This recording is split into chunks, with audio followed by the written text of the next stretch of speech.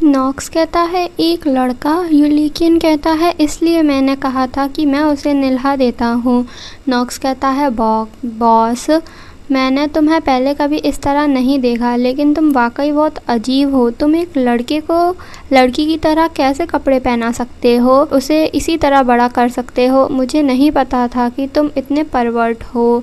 तभी एस्ट्रिड उसके मुंह पर मारती है। नॉक्स कहता है रुको बच्चे, क्या तुमने अभी मेरे मुंह पर मारा? मैडी कहती है ये बस उसकी आदत है, जब तुम लोगों के बारे में बुरा बोलते हो तो वो मारने लगता है।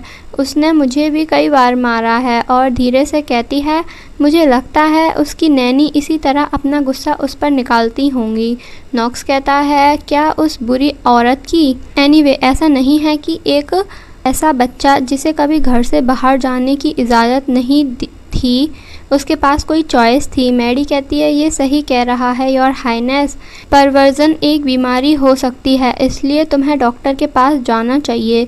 यूलिकियन कहता है मैंने ऐसा इसलिए नहीं किया था, मैंने उसे डिस्गाइज किया क्योंकि मुझे डर था कि अगर लोगों को पता चला कि वो एक लड़का है तो वो ज़रूर खतरे में पड़ सकता है। आइडियली दुनिया में किसी को भी ये नहीं पता होना चाहिए कि एस्ट्रिड जिंदा है, लेकिन अगर लोगों को उसके बारे में पता चल गया तो करंट एम्परर, जिसके हायर के रूप में सिर्फ एक बेटी है, लेट क्राउन प्रिंस के ग्रैंडसन को अपने लिए एक थ्रेट समझा जा सकता है।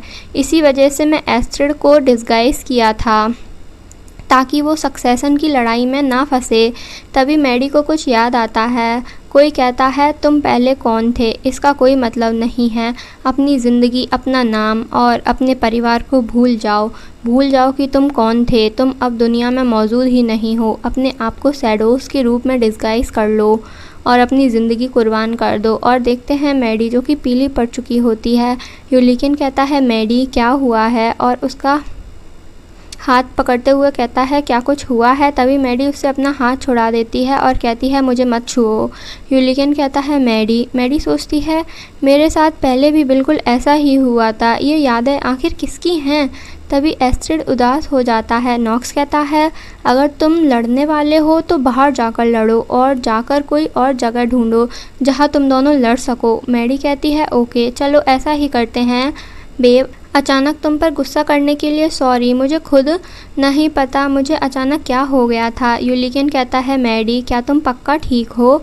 तुम अचानक बहुत पीली पड़ गई थी। मैडी कहती है मैंने तुमसे अचानक अपना हाथ हटाकर डरा दिया ना, मुझे माफ़ कर दो। मुझे लगता है कि अचानक मुझे हमारे सोशल स्टेटस का डिफरेंस का एहसास हो गया और मैं बस थोड़ी पीछे हट गई। यूलिकियन कहता है मुझे नहीं लगता ऐसा है। क्या मैं ऐसा कुछ कहा जो तुम्हें बुरा लगा हो? मैडी कहती चलो इस बात को छोड़ते हैं, हमें नॉक्स की बात मानकर अंदर जाकर बात करनी चाहिए। फिर मैडी उसे अंदर ले जाते हुए कहती है वैसे योर बेबीनेस, मैं तुम्हें बताना भूल गई, लेकिन यहाँ एक ऐसी शख्स है जिसके लिए मैं ग्रेटफुल हूँ। यूलिकियन कहता है कोई ऐसी शख्स जिसके लिए तुम ग्रेटफुल हो? मैडी कहती है उनका नाम लेडी अल्मा है।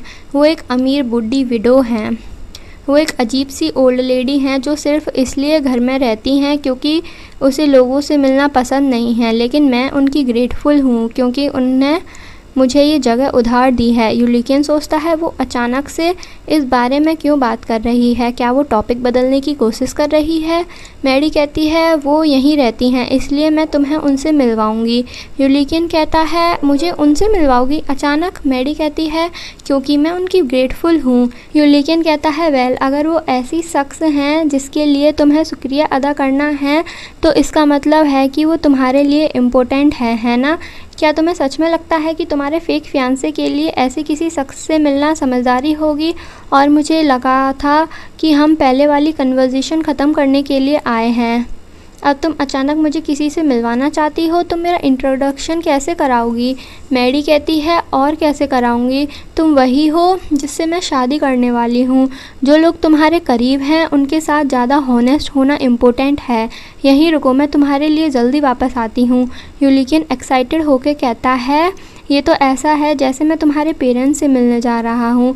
फिर मैडी के जाने के बाद सोचता है एक सेकंड पहले वो अजीब बिहेव कर रही थी, लेकिन अब वो मुझे किसी ऐसे शख्स से मिलवाना चाहती है जिसके लिए वो ग्रेटफुल है।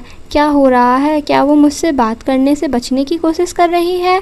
मेरा मतलब, मुझे कभी उम्मीद नहीं थी कि मैडी इतनी आसानी से मुझसे खुलकर बात करेगी, लेकिन काश वो मुझे बता देती कि क्या गलत है, ताकि मैं उसकी मदद कर सकूं। शायद जब हमारा रिलेशनशिप बिज़नेस पर बेस्ड हो तो ये कुछ ज़्यादा मांगना है, लेकिन शायद ये फैक्ट कि वो मुझे अपने लिए किसी स्पेशल शख्स से मिलवा रही है, इसका मतलब है कि वो मुझ पर पहले से थोड़ा ज़्यादा ट्रस्ट करती है।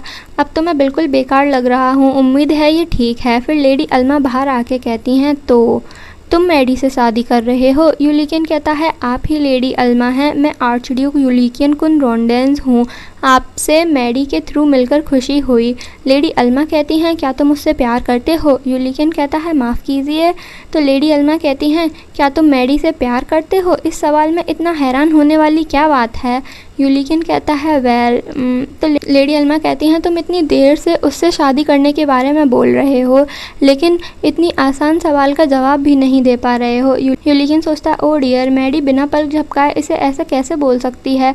ऐसा लग रहा है जैसे वो मुझसे खुद सच में प्यार करती हो। और स्माइल करके कहता है, मैं उससे प्यार करता हूँ, मैं उससे प्यार करता हूँ, मैं मैडी से सच में बहुत प्यार करता हूँ। जिसे सुनकर लेडी अल्मा शॉक्ड हो जाती हैं और कहती हैं, कब से? यूलिकियन कहता है, जिस पल मैंने उसे पहली बार देखा था, उसी पल मुझे उससे प्यार हो गया था। लेडी अल्मा कहती हैं, और तुमने उसे पहली बार कब देखा था? यूलिकियन कहता है, वेल, मैंने पब में देखा था, वो पोकर खेल रही थी। लेडी अल्मा कहती हैं, तुम उसके लिए तब फिदा हो गए जब वो पोकर खेल रही थी? ये तो रिडिकुलस है। यूलिकियन कहता है, मैं सच कह रहा हूँ लेडी अल्मा, आप जानती नहीं हैं कि मैडी अपने हाथ से कितनी साफ़ है, या पैसा जीतने में वो कितनी कमाल की है। एक बार आप उसकी वो साइड देख लो तो आपको उससे दोबारा प्यार हो जाएगा। हर इंसान के लिए ये फेयर है कि वो किसी न किसी तरह की स्किल डेवलप करे और अपने सारे पैसे संभाल कर रखे, कि उसकी डिटर्मिनेशन हॉनेस्टली इम्प्रेसिव है। लेडी अल्मा चिल्ला के कहती हैं, तुम जितनी देर उसके बारे में बोलते जा रहे हो, वो उतनी ही ज़्यादा एक क्रेजी गैम्बलर एडिक्ट लग रही है। यूलिकियन सोचता है, हाँ ये बात तो सच है। लेडी अल्मा कहती हैं, आखिर तुम्हें मैडी में ऐसा क्या अट्रैक्टिव लगा? यूलिकियन कहता है, वो बहुत प्रिटी है, उसकी कंपैरिजन में कोई भी नहीं टिक सकता। क्या आप जानती हो उसकी स्माइल कितनी ब्यूटीफुल है? लेडी अल्मा कहती है, उसकी पूरी बॉडी स्कार से कवर्ड है, जिसकी वजह से वो स्ट्रीट की एक ठग जैसी लगती है। यूलिकियन कहता है, ये भी उसकी ब्यूटी का ही हिस्सा है।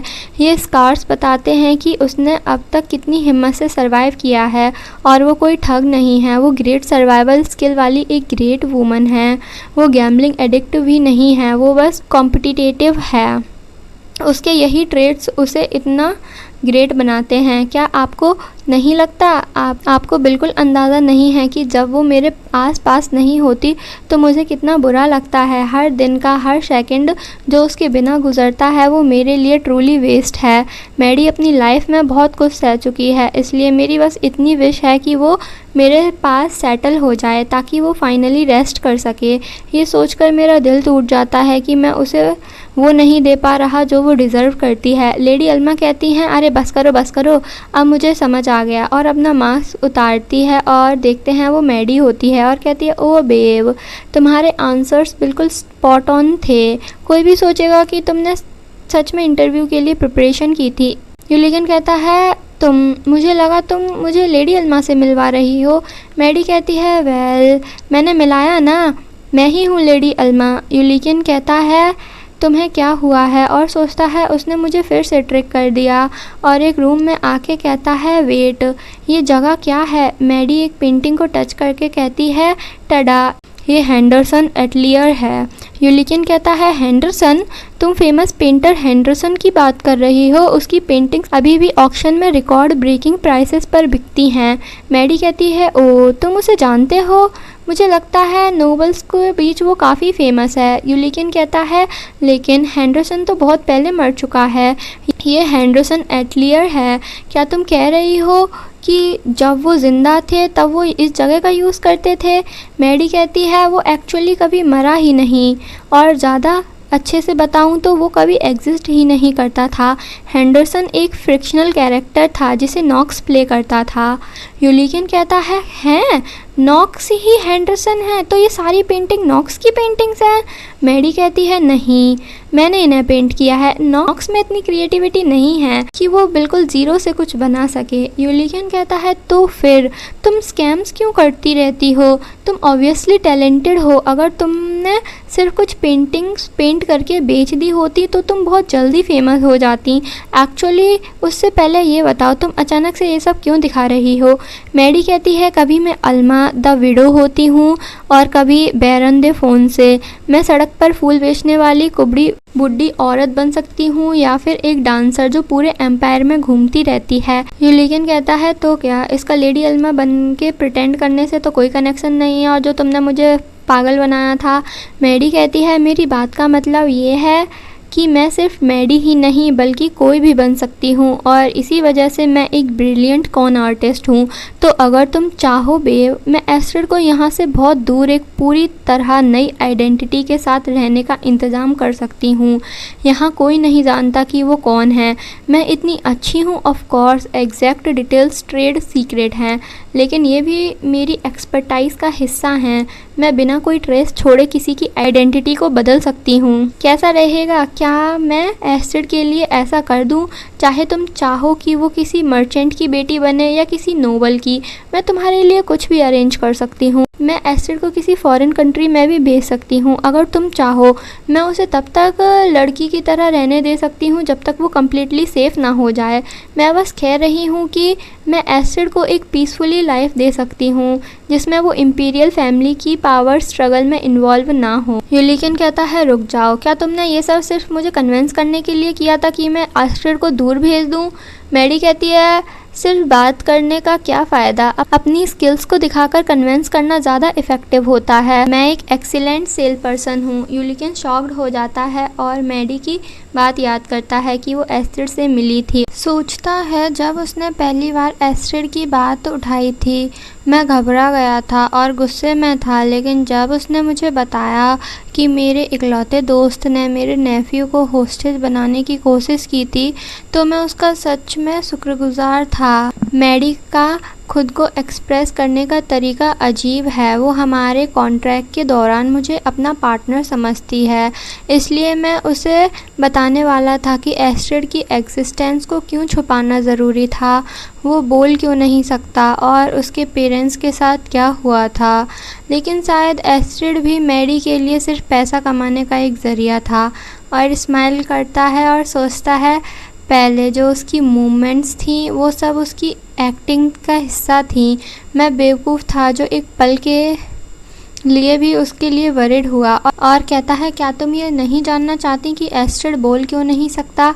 मैडी कहती है ये मेरे काम की बात नहीं है जब तक मुझे पैसे मिल रहे हैं। इसके अलावा मैंने इसके बारे में थोड़ा बहुत पता कर लिया है, इसलिए डिटेल्स में जाने की कोई ज़रूरत नहीं है।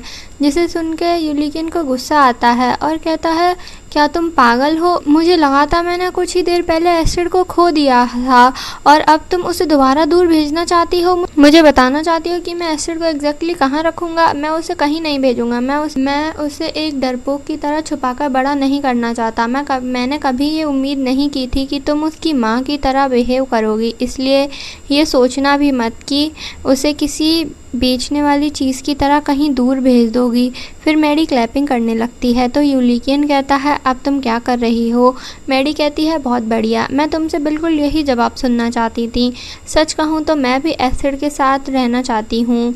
जिसे सुन के यूलियन शॉक्ड हो जाता है। मैडी कहती है क्या तुम्हें नहीं पता हाई फाई क्या होता है? खैर मुझे खुशी है कि तुम इस नतीजे पर पहुँचे। उसे दूर रखना सबसे सेफेस्ट ऑप्शन नहीं है। जब वो तुम्हारी नज़रों के सामने रहे तो ज़्यादा तसल्ली होती है। यूलियन कहता है क्या तुम अभी मेरा टेस्ट ले रही थी? मैडी कहती है हाँ बिल्कुल, तुम बस अपना फ़ैसला करने में थोड़ी परेशानी कर रहे थे, इसलिए मैं तुम्हें थोड़ा सा पुश देना चाहती थी ताकि तुम्हारी असली फीलिंग्स सामने आ सकें। यूलियन सोचता है अगर उसने सच में अपनी रिसर्च की है तो वो डेफिनेटली जानती है कि एस्ट्रिड मेरे लिए क्या मायने रखता है। एक बच्चे की ज़िंदगी दांव पर लगी हुई है, फिर भी वो इसे किसी गेम की तरह ट्रीट कर रही है और कहता है क्या तुम कभी एक नॉर्मल इंसान की तरह शांत होकर बैठकर बात नहीं कर सकती? मैडी कहती है तुम्हारा क्या मतलब है? यूलियन कहता है तुम अपने नेफ्यू को छुपाकर क्यों बड़ा कर रहे हो? अब तुम उस बच्चे के साथ क्या करने वाले हो? क्या तुम मुझसे ये सवाल नॉर्मल इंसान की तरह सीधे नहीं पूछ सकती थी? क्या तुम्हें हमेशा किसी को क्लिफ के किनारे तक ढकेलना ज़रूरी होता है और उससे ऐसा महसूस करवाना ज़रूरी है जैसे उसके मुंह पर बंदूक रखी हो उसका रिएक्शन देखने के लिए? मैडी कहती है बेब, इंसान तभी सच बोलता है जब उसके मुंह पर बंदूक रखी हो, तभी असली सच सामने आता है। यूलियन कहता है तुम मुझ पर ज़रा भी भरोसा नहीं करती हैं ना? मैडी कहती है तो क्या ऐसा नहीं है कि तुम मुझ पर भरोसा करते हो? इसके अलावा ये वो सबसे पक्का तरीका है जिसे मैं जानती हूँ। यूलियन सोचता है हाँ, बेसिकली तुमने पहले भी यही कहा था, लेकिन फिर भी मुझे लगा था कि हम दोनों थोड़े करीब आ गए हैं, इसलिए मैंने सोचा था कि हमारा कॉन्ट्रैक्ट ख़त्म होने के बाद भी शायद हम किसी न किसी तरह साथ रहेंगे। शायद इसी वजह से मैं चाहे कुछ भी कहूँ, मैडी समझ नहीं सकती कि मैं क्या महसूस करता हूँ, क्योंकि इस कॉन्ट्रैक्ट पर बेस्ड रिलेशनशिप में फीलिंग्स इन्वॉल्व करने वाला सिर्फ मैं ही हूँ। और कहता है मैडी तुम मुझे यहाँ क्यों लाई? तुमने मुझे लेडी अल्मा के बारे में झूठ क्यों बोला कि वो कोई ऐसी शख्स हैं जिसके लिए तुम ग्रेटफुल हो? क्या तुम मुझे उनसे मिलवाना चाहती थी? तुम शुरू से ही मुझे एस्टेड के बारे में सीधे बात कर सकती थी। क्या तुम ये टेस्ट कर रही थी कि मैं कितनी बुरी तरह चीज़ों को समझने में फेल होता हूँ? या तुम्हें डर था कि अगर बात बिगड़ गई तो मैं तुम्हें जेल भिजवा दूंगा? और हंसते हुए कहता है अच्छा हुआ मैं तुम्हारे जाल में पूरी तरह फंस गया। अब तुम आराम से रह सकती हो और जब चाहो भाग सकती हो। जब तुम्हारा ये काम ख़त्म हो जाए, अगर तुम मेरे पास से सड़क पर गुजरोगी भी तो शायद मैं तुम्हें पहचानूंगा भी नहीं।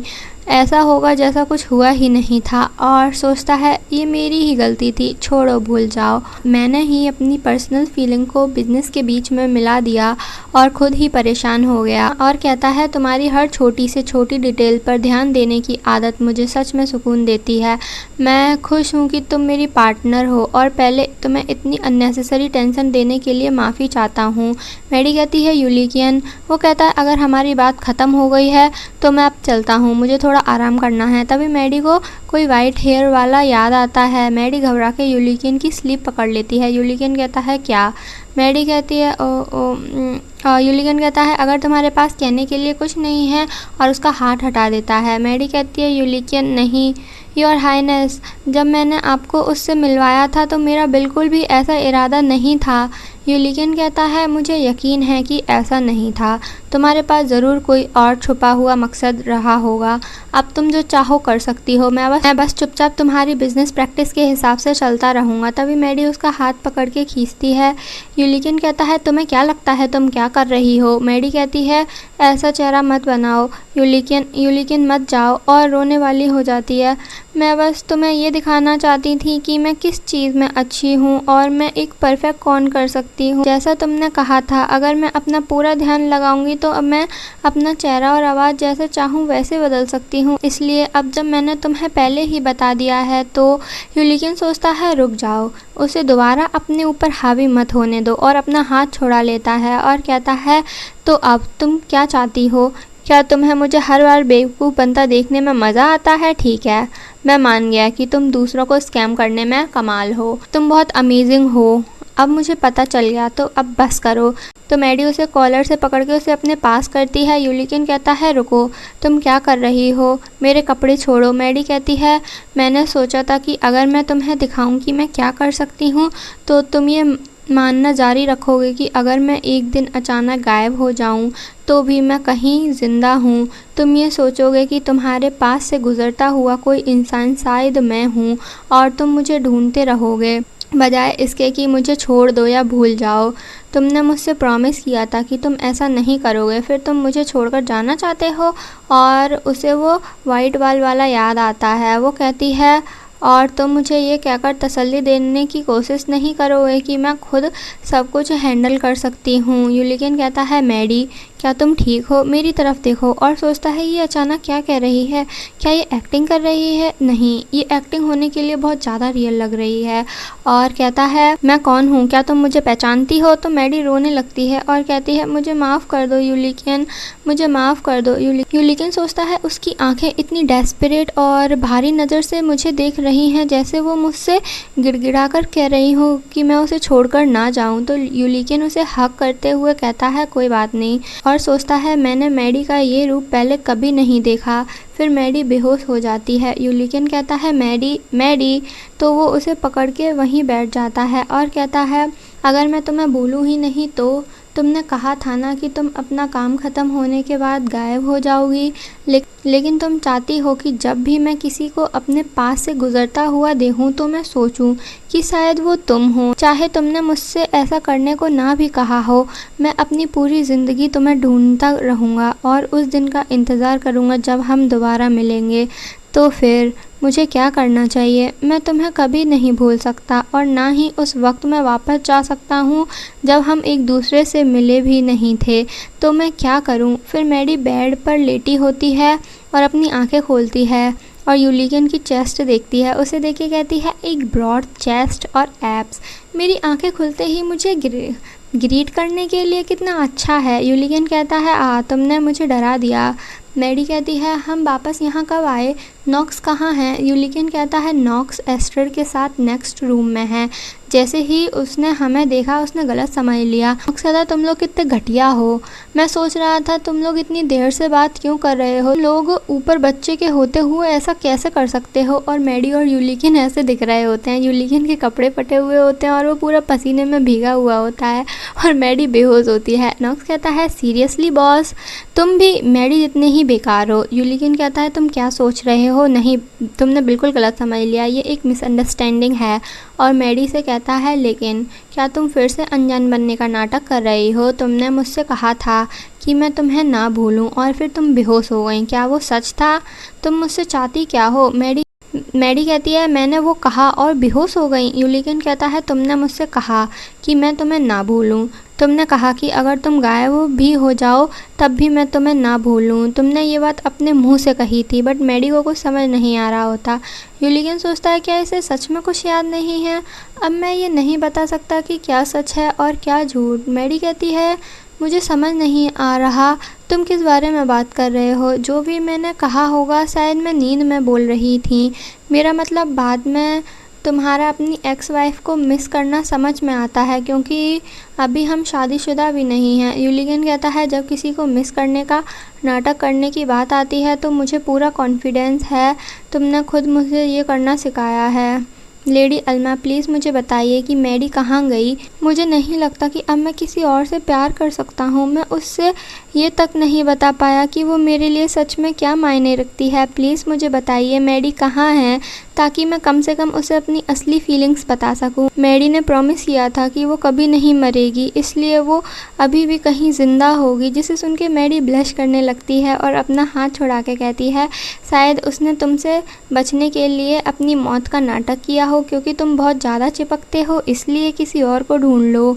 यूलिकियन कहता है तो मैं एक बार फिर से उससे चिपकने की कोशिश करूँगा। मुझे चीज़ों को पकड़ कर रखने में वैसे भी बहुत अच्छा लगता है। मैडी कहती है समझ गई, तुम एक अच्छे एक्टर हो, अब तुम एक्टिंग बंद कर सकते हो। तुम्हारी चार्मिंग स्माइल और कपड़े उतारने की वजह से मैं लगभग तुम्हारी बातों में आ ही गई थी।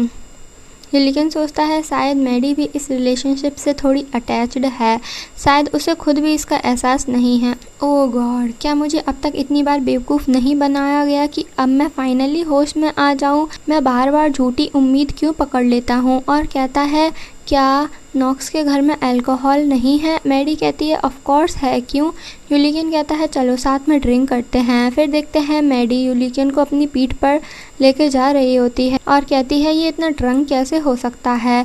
ड्रिंक करने की ज़िद तो इसी ने की थी, लेकिन ये तो बहुत जल्दी ड्रंक हो जाता है। और मैडी को देखते हैं उसने यूलिकियन के मुंह में बोतल डाल के कहती है ऐसे ड्रिंक करते हैं ताकि सच में तुम्हें लगे कि तुम ड्रिंक कर रहे हो। यूलिकियन कहता है इतनी स्ट्रॉन्ग अल्कोहल पीने के बाद कौन ड्रंक नहीं होगा? मैडी तुम ड्रंक क्यों नहीं हो? मैडी कहती है मैंने सिर्फ आधी बोतल रम की पी थी, मैं 3 बोतल पीने के बाद भी नशे में नहीं होती। यूलियन कहता है ये तो इम्प्रेसिव है, लेकिन इतना पीने के बाद भी ड्रंक ना या नशे में ना होना तुम्हें इंसान जैसा नहीं लगने देता। तुम मेरे जैसे लंबे आदमी को भी ऐसे उठा सकती हो जैसे मैं कुछ भी हैवी नहीं हूँ। मैं इतना हल्का कैसे हो सकता हूँ? और तुमसे पसीने की भी स्मेल क्यों नहीं आ रही? मैडी कहती है क्योंकि मुझे पसीना नहीं आता। यूलियन कहता है लेकिन मैडी तुम बार बार मेरी थाइस को क्यों टच कर रही हो? तुम उन्हें बार बार स्क्वीज़ कर रही हो, यहाँ सड़क पर तो नहीं। मैडी गुस्से में कहती है क्या तुम हिलना बंद करोगे? क्या तुम चाहते हो मैं तुम्हें गिरा दूँ? तुम मुझसे बिना टच किए तुम्हें कैरी करने की उम्मीद कैसे कर सकते हो? और फिर उसे एक गाड़ी दिखती है। मैडी यूलियन को गाड़ी में फेंक देती है और कहती है तुम्हें पता है मैं यूजुअली उस इंसान को वहीं छोड़ देती हूँ जो मेरे साथ ड्रिंक करते हुए ड्रंक हो जाता है, लेकिन अब मैं सिर्फ तुम्हारे लिए ये कर रही हूँ। अब सो जाओ, मैं तुम्हें कुछ ही देर में घर ले जाऊँगी। यूलियन उसे पकड़ के कहता है घर? एसिड का क्या वो हमारे साथ नहीं आ रहा? मैडी कहती है हम आज उसे तुरंत लेकर घर नहीं जा सकते। क्या तुमने सोचा है कि सबको क्या बताओगे? यूलियन सोचने लगता है, फिर कहता है शायद मैं बस कह दूं कि वो लुविडिया का बेटा है और मैं उसे अडॉप्ट कर रहा हूँ। मैडी कहती है किसी को ये भी नहीं पता कि वो कौन है। क्या तुम्हें सच में लगता है कि वो तुम्हारी बात मान लेंगे? वो बस ये सोचेंगे कि वो किसी रैंडम औरत के साथ तुम्हारा बच्चा है। तब भी यूलियन उसे हक करके पीछे खींच लेता है और कहता है तो कह देते हैं कि वो हमारा बच्चा है, इससे हमारी शादी करना भी आसान हो जाएगा। मैडी कहती है हे बकवास बंद करो तुम नशेड़ी। यूलियन कहता है अगर हम इसे पब्लिक कर दे तो मुझे यकीन है मेरे अंकल और बाकी लोग हमें परमिशन दे देंगे, शायद उनके पास कोई चॉइस भी ना हो। मैडी सोचती है रुको, ये एक्चुअली इतना बुरा आइडिया नहीं है। अगर क्रॉकटन को सच पता है तो एम्परर को भी शायद पहले से पता हो। ऐसे में एसिड को छुपाने का कोई पॉइंट नहीं है। जिन लोगों को हमें सच में ट्रिक करना है वो हैं जो एसिड की असली आइडेंटिटी नहीं जानते। मेरा प्लान तो एक ट्रबल मेकिंग आर्चडचेस बनने का था, लेकिन लगता है एसिड के लिए मुझे अपने प्लान्स बदलने पड़ेंगे। क्रॉकटन को शायद अभी भी लगता है कि हर्बन गैंग ने एसिड को किडनैप किया है। वो ये एक्सेप्ट नहीं कर सकता कि उसने खुद बच्चे को खो दिया था, इसलिए शायद वो हर्बन गैंग के लिए ट्रबल क्रिएट कर रहा है। और अगर वो एसिड को वापस भी पा लेता है तो शायद वो तब तक अनजान बनने का नाटक करेगा जब तक यूलियन कुछ नहीं बोलता। इसका मतलब है कि क्रॉकटन को यूलियन के एसिड मेरा बच्चा है वाले प्लान के लिए एग्री करवाने के लिए मुझे तभी यूलियन कहता है मैडी ये मत करो, हमें यहाँ ऐसा नहीं करना चाहिए। मैडी मैं बाद में बताऊँगा क्यों, तब तक तुम मुझे इस तरह टच मत करो, हम ऐसा नहीं कर सकते। फिर मैडी उसे टच करने लगती है। वो कहता है जब कोई देख नहीं रहा हो तब तुम मेरी चेस्ट को क्यों टच कर रही हो? तुम्हें ये तब करना चाहिए जब लोग देख रहे हों। जब हम अभी शादीशुदा भी नहीं हैं तो तुम मुझे क्यों टच करती रहती हो और अब तुम अपना हाथ मेरी लेग्स के बीच में रख रही हो। मैडी तुम मेरे लिए ऑकवर्ड सिचुएशन क्रिएट कर रही हो। हम सड़क के बीच में हैं, तुम बस मुझे टच करके मेरे कपड़े नहीं उतार सकती। मैं कभी रिलेशनशिप में नहीं रहा, इसलिए मेरे लिए ये सब भी नया है। ये सुन के मैडी उसे किस करने जाती है। यूलियन कहता है हमारे पास अभी भी बहुत सारे दिन हैं, हमें शादी करनी है और साथ में अपने बच्चों को पालना है। मैडी कहती है बेब वो मैं नहीं हूँ। यूलियन कहता है जितना भी वक्त हमारे पास है मैं अपनी तरफ से पूरी कोशिश करूँगा, इसीलिए तुम्हें हर मुश्किल चीज़ खुद ही हैंडल करने की ज़रूरत नहीं है। इसलिए तुम्हें हर मुश्किल चीज़ खुद ही हैंडल करना बंद कर देना चाहिए और हर चीज़ सॉल्व करने के बाद मुझे बताने की बजाय पहले मुझसे बात करनी चाहिए। मैडी कहती है हाँ जैसा तुमने कहा है, मैं पहले ही रिपोर्ट सबमिट कर दिया करूँगी ताकि कुछ शुरू करने से पहले तुम्हारी परमिशन ले सकूँ डियर क्लाइंट। यूलियन उसे पकड़ के कहता है मैं कहना ये चाहता हूँ कि, और उसे नीचे गिराकर कहता है अब से मुझे भी अपने साथ लेके चलो, और उसे किस करने जाता है बट कर नहीं पाता, वहीं बेहोश हो जाता है, जिससे मैडी ब्लश करने लगती है और सोचती है क्या मुझे भी आर्चड्यूक की तरह हर्ट अराथाइमिया है। और ये पार्ट यहीं पे ख़त्म होता है। मिलते हैं नेक्स्ट पार्ट में, तब तक के लिए bye bye, thanks for watching.